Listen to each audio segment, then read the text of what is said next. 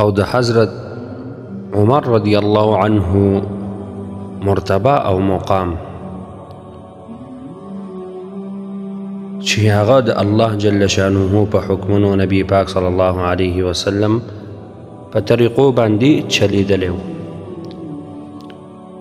نبی علیه الصلاة والسلام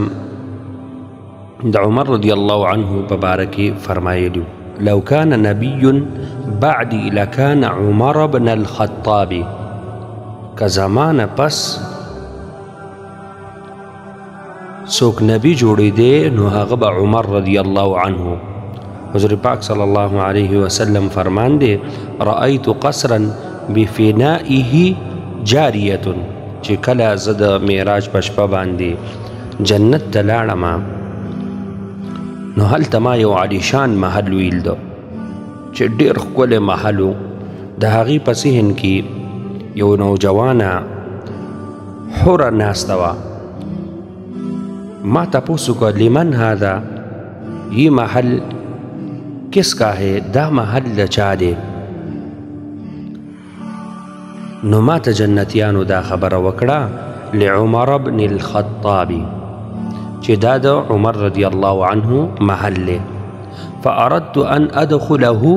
فأنظر إليه فذكرت غيرتك چې کله مې دا واورېدو نو زما زړه کې دا راغله چې زه دې محل ته داخل شم او زه دا وینم چې دا محل څنګه دی. نو کله مې چې بیا دا خیال راغی چې دا د عمر رضی الله عنه د غیرت مناسبه خبره نه ده چې نبی پاک صلی الله علیه وسلم دې ته داخل شي.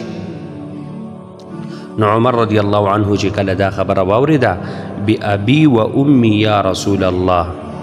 اعلیک اغار یا رسول الله زما مور او پلار دې په تاسو قربان شي ولې زه به په تاسو باندې غیرت کوم.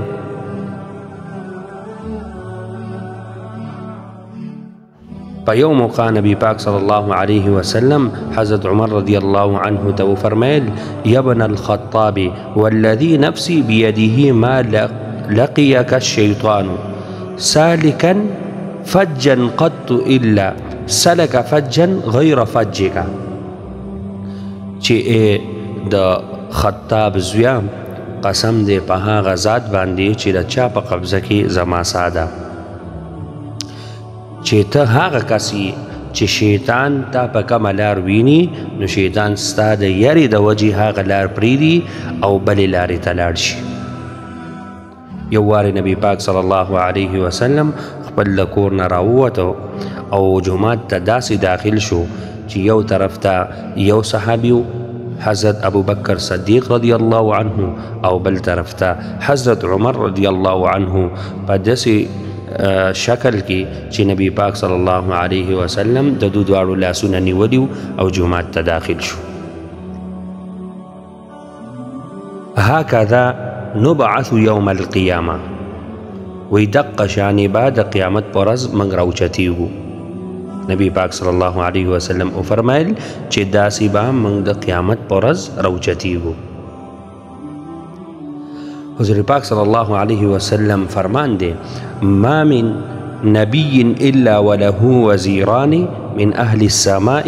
ووزیران من اهل الارض چې داسې یو نبی نشته چې د هغه دوه وزیران په اسمان باندې نه وي او دوه وزیران په ځمکه باندې. فاما وزیرای من اهل السماء فجبرائیل ومکائیل او زما په اسمان باندې چې کم دوه وزیران دي هغه یو جبرائیل علیه السلام او یو مکائیل علیه السلام دی. واما وزیرای من اهل الارض فابو بکر وعمر او په ځمکه باندې زما دوه وزیران چې دي هغه یو ابو بکر صدیق رضی الله عنه دی او یو حضرت عمر رضی الله عنه دی. نو حضرت عمر رضی الله عنه ته چې الله جل شانه دا دونه غټ مقام ورکړو هغه هم د الله جل شانه په حکمونو باندې او نبی پاک صلی الله علیه وسلم په طریقو باندې چلیدلی ځکه ورته الله دا غټ مقام ورکړو.